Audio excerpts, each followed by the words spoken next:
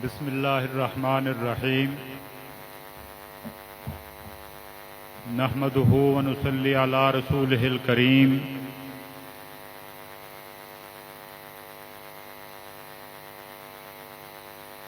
اعوذ باللہ من الشیطان الرجیم بسم اللہ الرحمن الرحیم انا نحن نزلنا الذکر وانا لہ لحافظون آمنت باللہ صدق اللہ العظیم۔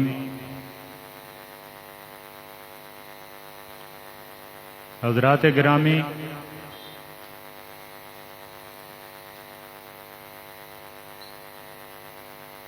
میری انتہائی خوش قسمتی ہے کہ آج اس مبارک اجتماع میں، اس پاکیزہ اجتماع میں اللہ رب العزت نے حاضری کی توفیق بخشی اور آپ حضرات کی زیارت اور آپ حضرات سے ملاقات کا موقع اللہ تعالیٰ نے فراہم کیا، اور میں شکر گزار ہوں ان دوستوں کا جنہوں نے یہاں حاضر ہونے کے لیے موقع فراہم کیا۔ اللہ تعالیٰ ان کی کوششوں کو قبول فرمائے۔ اللہ تعالیٰ ہم سب کا یہاں آنا، بیٹھنا اور اس اجتماع کو کامیاب کر بنانا اللہ تعالیٰ یہ قبول فرمائے اور ہمارے لیے ذریعہ نجات بنائے۔ یہ میرا شب قدر آنے کا پہلا موقع ہے، پہلی دفعہ شب قدر حاضری ہوئی، اور میں بالکل میرے تصور میں نہیں تھا کہ اتنی چھوٹی سی جگہ پہ اتنا بڑا اجتماع ہوگا۔ میں یہاں آیا، میں نے یہ اجتماع دیکھا، اللہ گواہ ہے کہ دل سے دعا نکلی۔ اللہ تعالیٰ نے آپ کی اس کوشش کو قبول فرما لیا۔ اللہ تعالیٰ ان کوششوں کے ذریعے اللہ تعالیٰ ہماری قبروں کو بھی روشن فرما دے۔ نبی کریم صلی اللہ علیہ وسلم کی بعثت سے پہلے مسلسل انبیاء آ رہے تھے،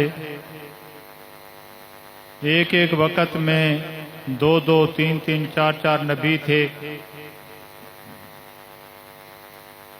اور ایسا بھی ہوتا تھا کہ ہر علاقے کے لیے الگ الگ نبی ہوتا تھا، ہر قبیلے کے لیے الگ نبی ہوتا تھا۔ آدم علیہ السلام سے لے کر نبی پاک صلی اللہ علیہ وسلم کی بعثت تک کم و بیش 1,24,000 پیغمبر آئے۔ میری بات کی طرف توجہ کریں گے، 1,24,000 پیغمبر آئے، ان میں صاحب شریعت بھی تھے، صاحب کتاب بھی تھے، لیکن اس پورے عرصے میں الوہیت کا دعویٰ کرنے والے، خدا ہونے کا دعویٰ کرنے والے تو پیدا ہوئے، لیکن اس پورے عرصے میں کوئی جھوٹا نبی پیدا نہیں ہوا۔ آدم علیہ السلام سے لے کر حضرت عیسیٰ علیہ السلام کی بعثت تک الله خوشاله کا دا جمع بدل تکو تاسو بار کو دا منزل پارا زی نو دلته به جمع کو، بیا به د دسته پاره مم وخت میلو شي، ډېر قیمتي خبرې شروع دي، تاسو مزه انشاءالله۔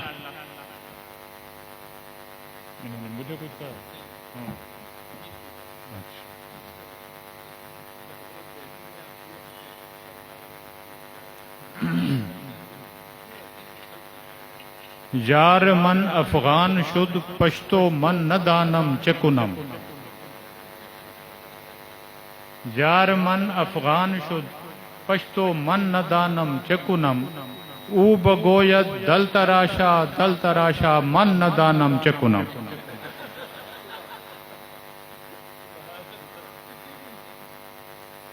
تو میں یہ عرض کر رہا تھا کہ آدم علیہ السلام سے لے کر صلی اللہ علیہ وسلم کی بہت انبیاء آئے، 1,24,000 کم و بیش اللہ تعالیٰ نے انبیاء کو بھیجا. ایک ایک وقت میں کئی نبی تھے، ایک ایک قبیلے کے لیے الگ الگ نبی ہوتا تھا. لیکن اس پورے عرصے میں، اس پورے پیریڈ میں کوئی جھوٹا داعی نبوت پیدا نہیں ہوا. خدائی کا دعویٰ کرنے والے تھے، الوہیت کا دعویٰ کرنے والے تھے. نمرود نے دعویٰ کیا، شداد نے دعویٰ کیا، حامان نے دعویٰ کیا، فرعون نے دعویٰ کیا اعلی حاضر القیاس. لیکن نبوت کا دعویٰ کرنے والا ایک بھی پیدا نہیں ہوا. لیکن جیسے ہی نبی کریم علیہ السلام کی بعثت ہوئی، وہ تشریف لائے، انہوں نے دعوی نبوت کیا، ان پہ وحی کا آنا شروع ہوا، لوگ ان پر ایمان لانے لگے. تو نبی کریم علیہ السلام کی زندگی ہی میں جھوٹے مدعیان نبوت پیدا ہونا شروع ہو گئے. اسود ینسی ہے، مسلمہ کذاب ہے، اور اس کے بعد تو ایک لمبی لائن ہے، مرزا قادیانی پر آ کر ختم نہیں ہوتی. اس کے بعد بھی بہت سارے جھوٹے مدعیان نبوت پیدا ہوئے. اب یہاں پہ سوال یہ پیدا ہوتا ہے کہ نبی کریم علیہ السلام کی بعثت سے پہلے تک کوئی جھوٹا مدعی نبوت نہیں ہے، اور نبی کریم صلی اللہ علیہ وسلم کی بعثت کے بعد یہ کھمبیوں کے طرح جھوٹے مدعیان نبوت پیدا ہونا شروع ہو گئے. اتنی جرت کہ نبی کریم صلی اللہ علیہ وسلم کی زندگی میں، ان کی موجودگی میں انہوں نے دعویٰ نبوت کیے. کیوں؟ اس کی وجہ کیا ہے؟ اس کی وجہ یہ ہے کہ جتنے بھی جھوٹے مدعیان نبوت ہو سکتے تھے،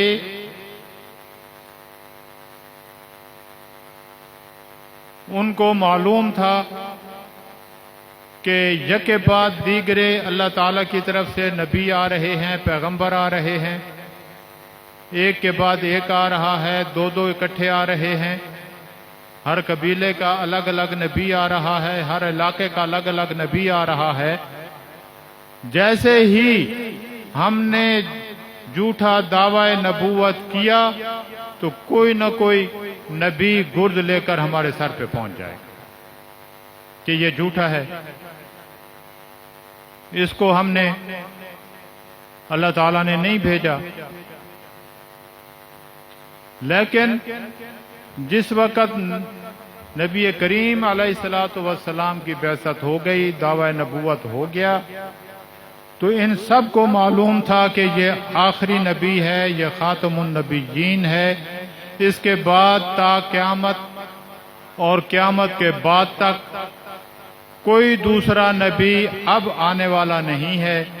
لہذا انہوں نے دعویٰ نبوت کرنے شروع کر دیے.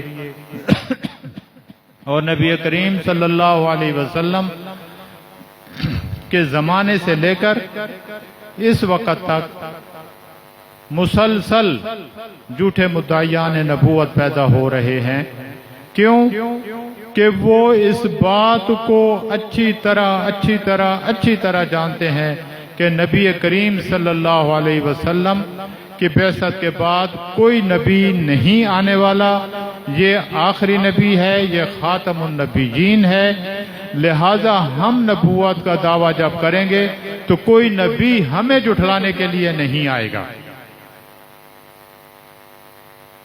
اور نبی کریم صلی اللہ علیہ وسلم کی بعثت سے پہلے چونکہ انبیاء کی آمد کا سلسلہ جاری تھا، تو اس ڈر سے کہ جیسے ہی ہم نے نبوت کا دعویٰ کیا اللہ تعالیٰ نے کسی نہ کسی نبی کو ہمارے سر پہ بھیج دینا ہے، تو میرے عرض کرنے کا مطلب یہ ہے کہ یہ عقیدہ ختم نبوت اور اس کا ادراک، اس کا علم، ان سب جھوٹے مدعیان نبوت کو سب سے زیادہ تھا، اور اس لیے زیادہ تھا اگر ان کو یہ یقین نہ ہوتا کبھی دعوی نبوت نہ کرتے۔ نبوت کا دعویٰ کیا ہی اس لیے ہے کہ ان کے علم میں ہے، ان کو یقین ہے کہ یہ آخری پیغمبر ہے، اس کے بعد پیغمبروں کی آمد کا سلسلہ بند ہو چکا ہے، لہذا اب موقع ہے نبوت کا دعویٰ کرو، کوئی نبی آنے والا نہیں جو تمہیں جھٹلائے گا۔ تو گزارش یہ ہے کہ یہ خود جھوٹے مدعیان نبی بھی اس بات کو جانتے اور مانتے ہیں، لیکن ہمیں یہ کہہ کر ورغلا دیا جاتا ہے کہ نبوت تو ایک برکت ہے، اور برکت بھی کبھی رکی ہے، برکت تو جاری و ساری ہے۔ جو لوگ یہ دھوکہ دیتے ہیں ان کا اپنا حال یہ ہے کہ مرزا قادیانی کے بعد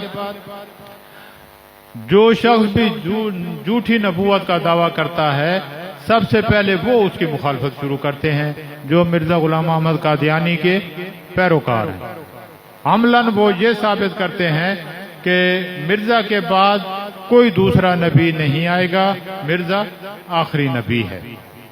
حضرات گرامی، عقیدہ ختم نبوت یہ اتنا واضح اور اتنا آسان اور اتنا مضبوط عقیدہ ہے کہ اس کے اوپر نہ دلائل دینے کی ضرورت ہے، نہ اس کے اوپر مباحث کی ضرورت ہے۔ ہمارا اس وقت واضح عقیدہ ہے کہ ایک قرآن، ایک اللہ، ایک نبی، بس اللہ اللہ خیر سب۔ نہ کوئی نبی آنے والا ہے، نہ کوئی نبی جانے والا ہے۔ ہمارے پیغمبر علیہ الصلوۃ والسلام تا قیامت، قیامت کے بعد معاشر میں، معاشر کے بعد جنت میں ہمارے نبی کے سر پر جو تاج سجایا گیا ہے یہ ہمیشہ اسی طرح ہی چمکتا دمکتا رہے گا۔ ختم نبوت کا معنی ہی اکمال نبوت ہے، نبوت مکمل ہو گئی۔ نبوت کا جو سلسلہ آدم علیہ السلام سے چلا تھا وہ مکمل ہوتے ہوتے ہوتے ہوتے نبی کریم صلی اللہ علیہ وسلم پر آ کر اس کی تکمیل ہو گئی، اکمال ہو گیا۔ اب اس کے آگے کوئی گنجائش ہی نہیں ہے کہ کسی اور نبی کو لا کے جو کمی بیشی ہے اس کو پورا کیا جائے۔ حضرات گرامی، دوسری بات یہ ہے ہمارا دعویٰ ہے کہ مرزا قادیانی انگریز کا خود کاشتہ پودا ہے، خود کاشتہ پودا بے ایمانہ کہ اس وقت 150 سال پہلے انہوں نے اپنی ضرورت کے تحت اس کو اٹھایا اور نبوت کے سنگھاسن پہ بٹھایا، اس کی پوری سپورٹ کی، پورا اس کو پروان چڑھایا۔ ان کے صرف اپنے سیاسی اغراض و مقاصد تھے۔ اگر آج کوئی شخص یہ سمجھتا ہے کہ قادیانیت اپنا ٹائم پیریڈ پورا کر چکی ہے، اب اس کے مر مٹنے کے دن ہیں، یہ کمزور ہوگی، تو میں آپ حضرات سے معذرت کے ساتھ عرض کروں گا کہ میں ایسا نہیں سمجھتا۔ اس وقت کی جو طاغوتی قوت تھی اس نے اپنی جن ضرورت اور جن اغراض اور جن مقاصد اور جن مجبوریوں کی وجہ سے ان کو پروان چڑھایا، ان کی سپورٹ کی، ان کی پشت پناہی کی، آج کے بین الاقوامی حالات میں ان قادیانیوں کی ان मुक्तदर कुव्वतों को, उन साम्राज्य कुव्वतों को अपने अज़ाइम के लिए, अपने मकासद को पूरा करने के लिए 150 साल पहले से ज़्यादा अब ज़रूरत है। लिहाजा मैं ये बिल्कुल खुली आंखों से देखता हूँ कि उस वक़्त से ज़्यादा आज वो इनको ज़्यादा सपोर्ट कर रहे हैं, आज इनके साथ वो ज़्यादा ताउन कर रहे हैं, इनकी ज़्यादा सरपरस्ती कर रहे हैं। तो इस सूरत हाल के पेश नज़र हमारी ये जिम्मेदारी बनती है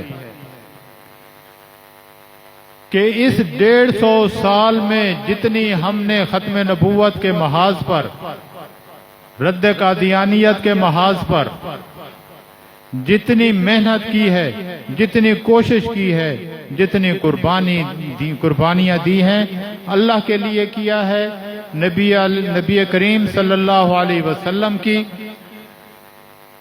ज़ात के लिए किया है, अपने ईमान का तकाजा पूरा किया है, अपनी आखिरत संवारी है।